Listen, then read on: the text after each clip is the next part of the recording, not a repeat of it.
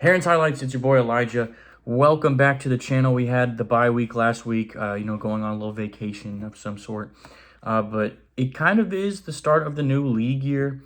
There's no such thing as an off season if you keep up with the NFL. There's always NFL news every day. Sometimes it's just not groundbreaking. But we do have a little bit of groundbreaking news. Stay tuned for the video. In the middle of the video, we'll break a little bit of it.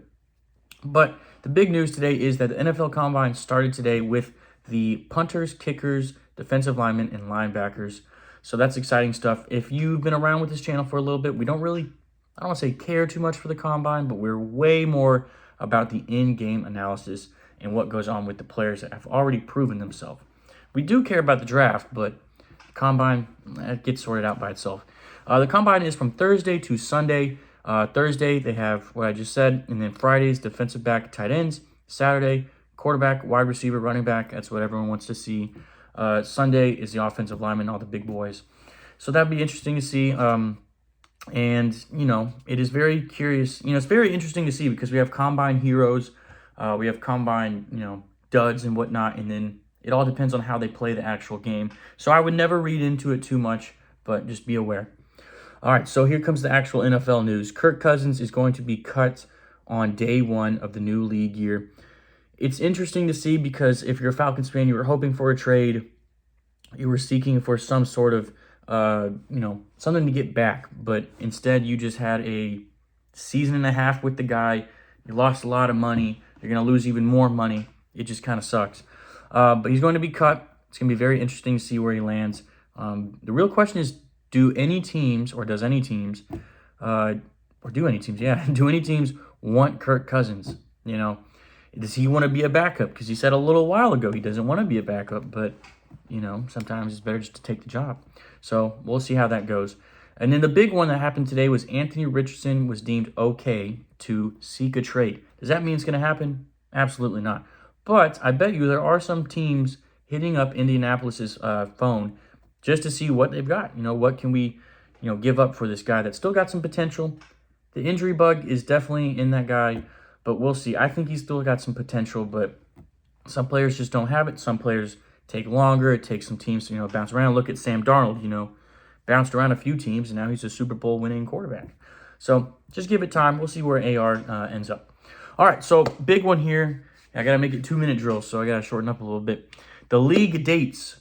So February 26th through March 2nd, that is the Combine. And then March 3rd, so I got to stay with me, prior to 4 p.m., there's the deadline to franchise tag players.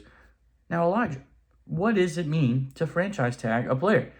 To sum it up, it just allows teams to secure their star player for one more year, to give them extra time to think about the contract they want to offer, or just plainly keep that player for another year. Again, I got to be biased about the Falcons, just easier to talk about them, but they just franchise tagged Kyle Pitts. Makes the most sense. He's growing in his numbers in a sense. He's just looking better. They're not quite ready to make an offer yet, so that's why they franchise tagged him. Just one more year, but that does mean good. It's a good thing for Kyle Pitts. He's going to make his money. And then March 9th through the 11th, this is really where you got to listen and bear with me. Teams are allowed to contact players and discuss deals throughout that time. No contracts are being signed. It's just a lot of this, a lot of chatter. So it'll be interesting to see, who are some of the big free agents that are going along. Next week, we'll definitely do a show of all the big free agents. But that's when teams are truly allowed to contact. All the stuff you hear now, that's truly just he said, she said stuff. So just be aware. But then March 11th, same day, at 4 p.m., teams are allowed to start signing players. And that's when all the news just floods out. It just opens up the floodgate. You hear about this guy signing with this guy. Oh, I never heard that he was going to even sign with them. It's just a mess, but it's a lot of fun. And then April 23rd through the 25th, NFL Draft. It's in Pittsburgh. It's going to be exciting stuff to check out. But that's just the 2-minute drill. That's just if you want some NFL news real quick, even though it is over 2 minutes. But, if you're ever watching football, I feel like 2-minute warning is always, just so long, even though it's just for the 2-minute mark. But, it is what it is. But I appreciate you guys.